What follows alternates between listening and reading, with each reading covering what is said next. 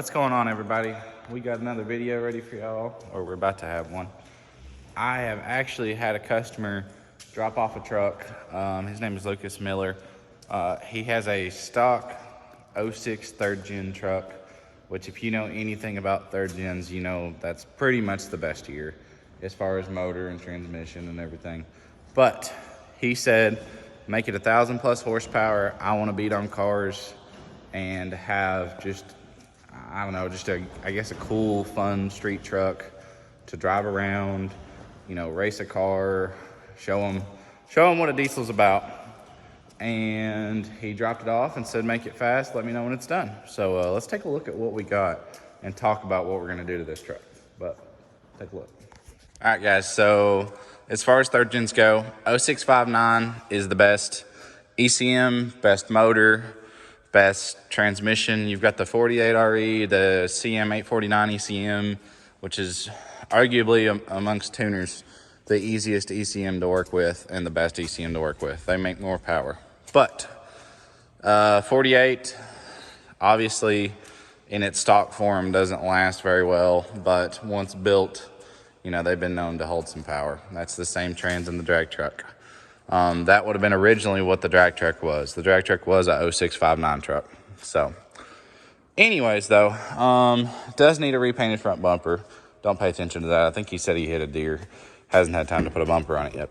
But it's got 150,000 miles, 0659, automatic, obviously. Let's see, let's check under the hood. So we're gonna be doing a full build on this one, not pulling the engine. The customer wants to leave the stock bottom end. He said something maybe about doing rods, and I told him I wouldn't. I had a stock bottom end 5.9 that I beat on for years. But it is bone stock. We got maybe a small tune and an intake horn. Nothing I would consider custom or high horsepower, but it's even still stock head bolts. You can see them right there.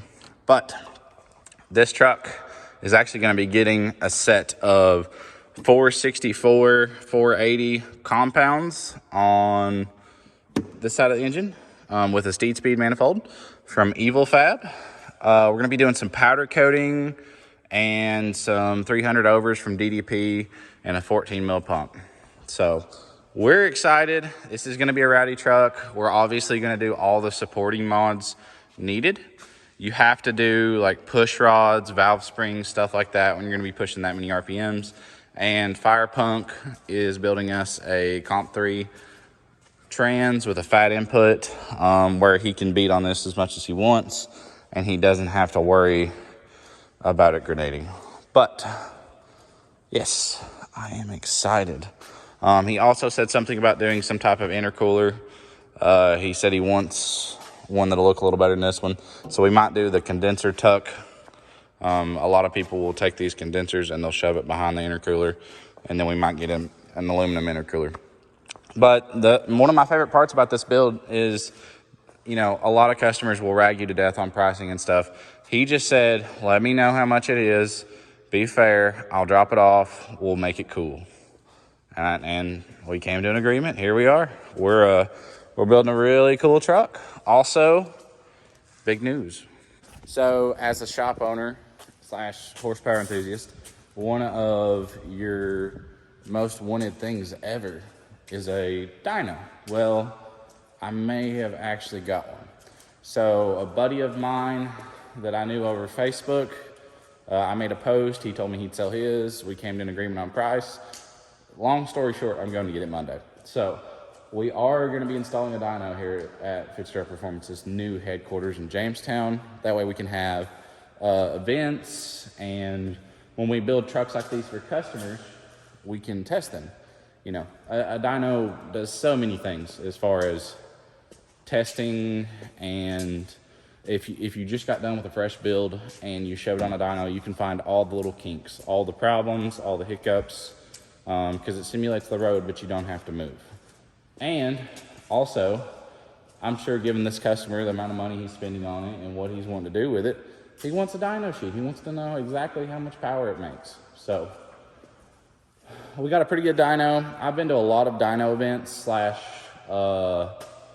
just not just dyno, but like events where the dyno was, you know, so-called not accurate. I don't want to get known for having a dyno that's off. So we're going to make sure to keep it calibrated, everything maintained, and the dyno as accurate as possible. We'll probably put one of my stock vehicles on there before every event just to make sure the dyno is happy and where it should be, and that we're within, you know, 5 to 10 horsepower of what that truck usually makes, because they won't change any. But big things coming for this truck, big things. I'm excited to get some parts.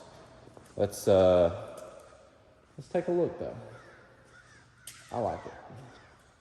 Hold on. I also kind of forgot to mention, he did tell me to pretty it up some. We are going to get rid of the passenger side battery.